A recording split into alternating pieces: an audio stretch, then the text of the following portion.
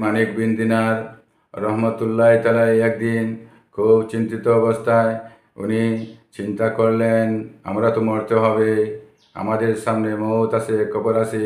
সেই চিন্তা ভাবনা নিয়ে এক কবরস্থানের সামনে গিয়ে বসলেন। কবরস্থানের সামনে হাত রেখে কবরের মধ্যে উনি বসলেন আর চিন্তা করতে লাগলেন, ওরা তো চলে গিয়েছে, আমিও তো একদিন চলে যাব। সেই চিন্তা, সেই ফিকিরের লওয়া অবস্থায় দুইজন মানুষ হঠাৎ দেখলেন কবরস্থানের মধ্যখানে দুইজন মানুষ কি যেন লিখতেছে। বললেন, হে তোমরা কারা, এই কবরস্থানের মধ্যে তোমরা কারা? তখন তারা বলল, আমরা আল্লাহর তরফ থেকে এসেছি, ফিরিস্তা। বলে, তোমরা কি করতেছ? বলে, জান্নাতি মানুষের লিস্ট লিখতেছি, যারা দুনিয়া তাকিয়ে চলিয়া গেছে তাদের এবং যারা আছে তাদের জান্নাতি মানুষের লিস্ট লিখতেছি। তখন মালিক বিন দিনার বললেন, ফিরিস্তা দয়কে বললেন, তোমরা দেখো সাহেব, মালিক বিন দিনারের নাম এখানে আছে কি না। তখন তারা সেই লিস্টের মধ্যে দেখলো না, তার নাম নাই। বলল, ফেরেশতারা বলল, মালিক বিন দিনারকে বলল, না, মালিক বিন দিনারের নাম এখানে সেই খাতার মধ্যে, সেইটার মধ্যে নাই। তখন মালিক বিন দিনার বললেন যে, মালিক বিন দিনার জান্নাতি মানুষ যদিও না হয়, কিন্তু জান্নাতি মানুষকে খুব বেশি মহব্বত করে, জান্নাতি মানুষকে খুব বেশি ভালোবাসে, জান্নাতি মানুষের খেদমত করে। তাই তোমরা আসিয়ার মধ্যে জান্নাতি মানুষের সাইটের মধ্যে তোমরা লিখে নাও, মালিক বিন দিনারের নাম লিখে নাও। তারা বলল, না, আমরা লিখতে পারবো না।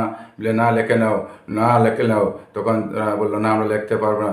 না, লিখতেই হবে, সেই কথা না লিখলে তোমরা যাইতে পারবা না।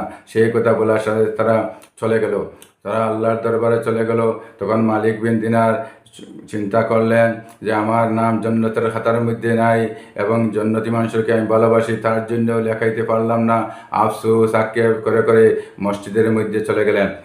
সেখানে গিয়ে মসজিদে গিয়া আল্লাহর সামনে নামাজের মধ্যে খাড়া হইলেন, আল্লাহকে রুকু দিলেন, আল্লাহকে সিজদা দিলেন। সিজদার হাতে খুব বেশি কাঁদিতে আরম্ভ করলেন। আল্লাহকে বললেন, হে আল্লাহ, মালিক বিন দিনার জান্নাতি খাতার মধ্যে নাম নাই, মালিক বিন দিনার জান্নাতি মানুষকে ভালোবাসে, তার জন্য নাম লেখাইতে পারলো না। হে আল্লাহ, আমাকে মাফ করুন, আমি জান্নাতি হইতে পারলাম না।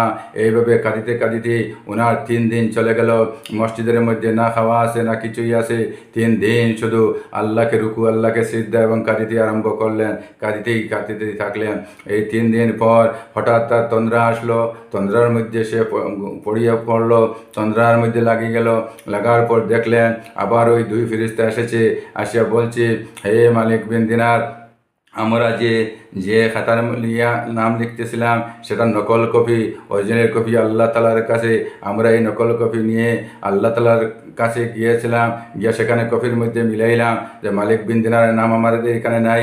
সেখানে গিয়ে আমরা দেখলাম যে আছে কি না। তখন আল্লাহর দপ্তরও সেই খাতার মধ্যে মালিক বিন দিনারের নাম দেখলাম আছে, উচ্চস্তর উচ্চ লেভেল আছে। আসলে আমরা আল্লাহ তালা মালিক বিন দিনারের খুব প্রশংসা করতেন, প্রশংসা করতেন, আমাদের ফিরিস্তাকুলের সাথে নিয়ে প্রশংসা করতেন, খুব তারিফ করতেন।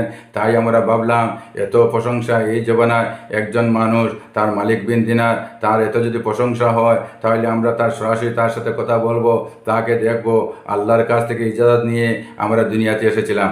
আর সেই কথা সে আপনার তখন আল্লাহ তালা বললেন, উনি উনি উনি কবরস্থানের মধ্যে আছে।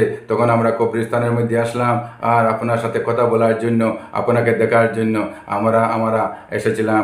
আমরা দেখছি, কথা বলছি, আমরা খুশ হয়েছি।